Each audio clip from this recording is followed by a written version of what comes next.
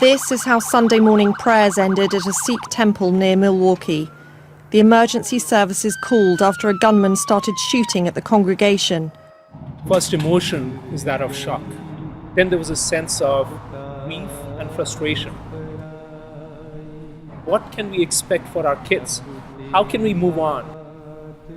Jasmine Singh and a small committee of volunteers at the Gurudwara Singh Sabha in Renton were determined not to respond to the shootings with fear or anger. Instead, they opened their doors and welcomed people of all faiths, all cultures, to come and pray together.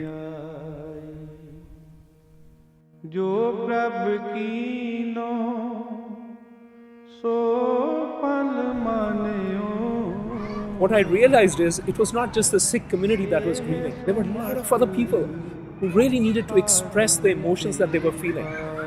And you had to give them that space to say, yeah, it was okay for you to come here, join the community in prayer and service, and really light that candle, that flame of hope, and take a stand, in our communities against hate. We have to mean it from the bottom of our heart and then show consistently when something like this happens. An expert spoke on what it means to be Sikh and offered some history on the Sikh religion.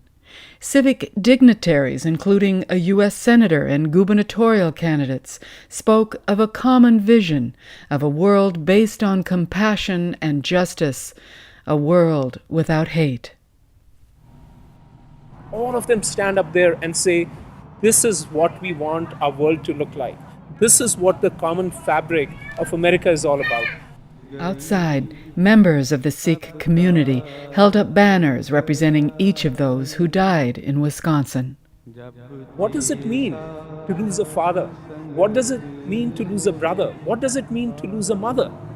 Right? So what we wanted is young people, old people to stand out there and hold a banner and say, look, this person is not there today, right? But I'm standing in for this person. And yes, they've left behind a family.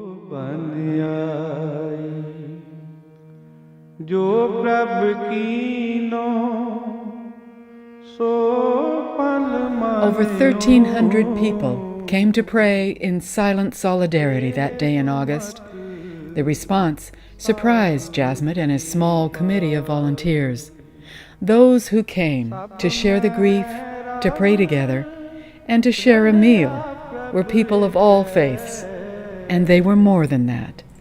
They were the embodiment of a better world, a vision of what we could be.